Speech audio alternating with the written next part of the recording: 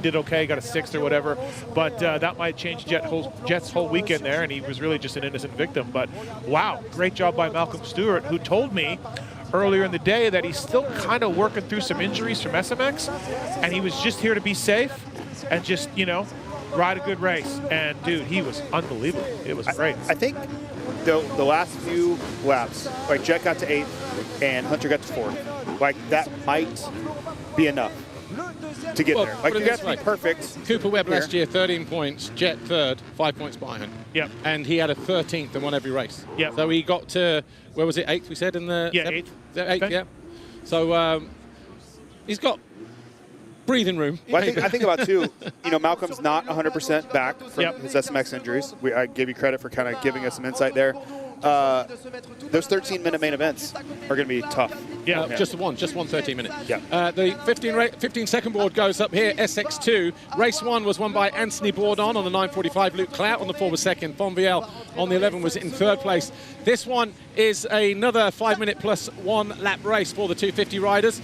Gate's about to drop now. Oh, somebody tried to go over on the far side there. Another not great start for the 11 of Calvin Fonvielle.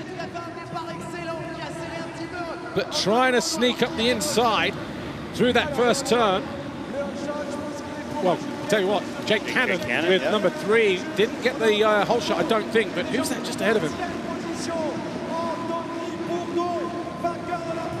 Difficult to tell. Yeah. We've got the sky cam going on here over the line. Jules Pietra, a rider we don't normally see up front. Jake Cannon second, Bourdon third, Clout, Julian Lebeau, Hugo Mansato, and then Kalena Humphrey on the start.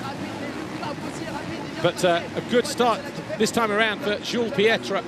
Everybody safely around. Where are our, Saad Suleimani, who was up there and running up at the sharp end in race 1 to come home in 4th. Bourdon, your winner, Clout second, Fonvielle third. Bourdon is third in this one at the moment. Clout 4th. Up to second now. Bourdon on the move. Yeah, Bourdon on the 9:45. Just like he was in race 1, but this time before the Clout. second lap. Deep there. Clout is you know what? Clout is gunning for Bourdon here. Clout there in third, Bourdon in second. They put on a fantastic show in race 1. The riders in second and third. And there you go, that move down the inside. Bourdon takes over the lead. Clout moves into second. Jules Pietra taking the challenge to Clout and parks him. How much will that hurt him later on in the race?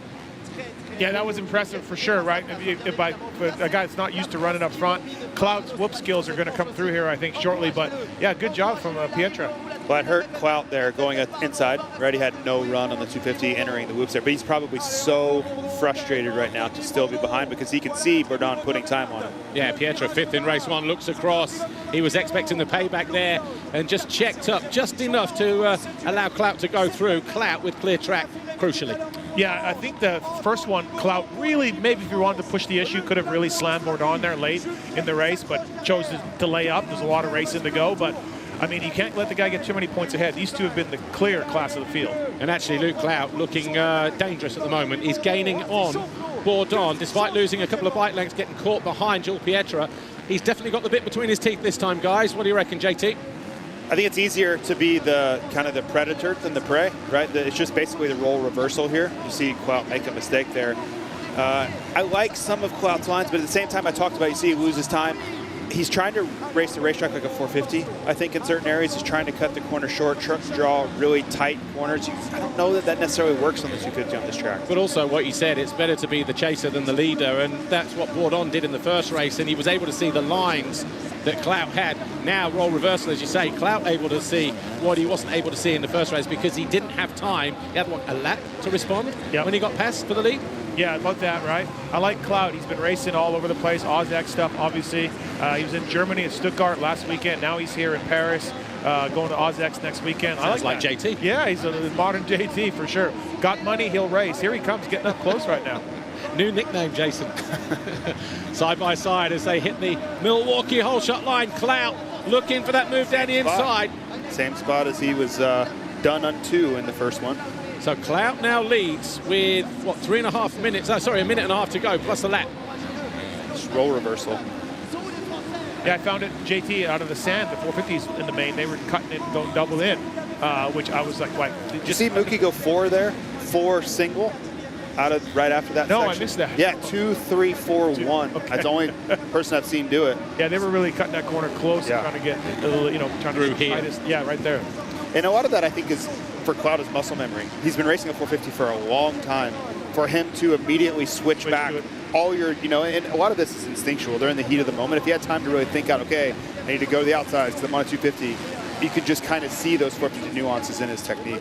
Yeah, a nice battle going on a little bit further down here. We've got Jake Cannon in 5th and Calvin Fonvier in 6th. But then this group here, Hugo Manzato, Julian Lebeau, Adrian Bonifacio, giving the fans what they want. Most of them French, apart from Bonifacio, the Italian on the Husqvarna. But just taking a look out of the window here, and Clout, he's got 1.6 seconds with 30 seconds plus a lap as he enters the sand section just below our commentary position. The 27 here of Manzato under pressure from Bonifacio, who moves up into 7th. But can he get that momentum through the whoops? No, he can't. And Manzato, well, tell you what, he was trying to take the other dude wide, and the 22 of Mikhail Lamarck almost caught them both napping.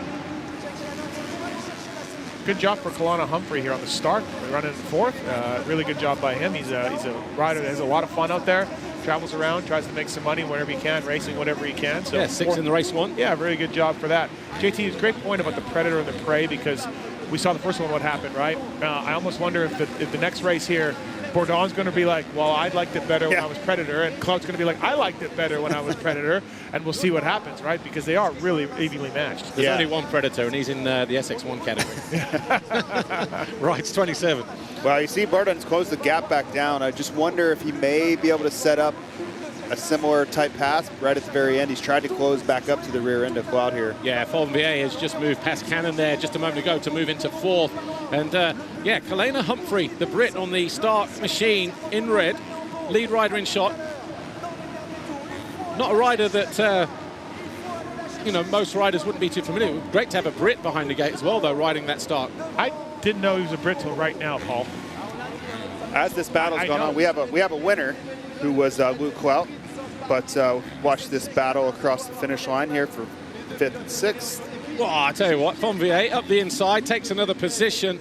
Clout wins, Bourdon 2nd, Pietra 3rd, Fonvier to 4th in the final corner, Kalana Humphrey 5th, and Jake Cannon 6th.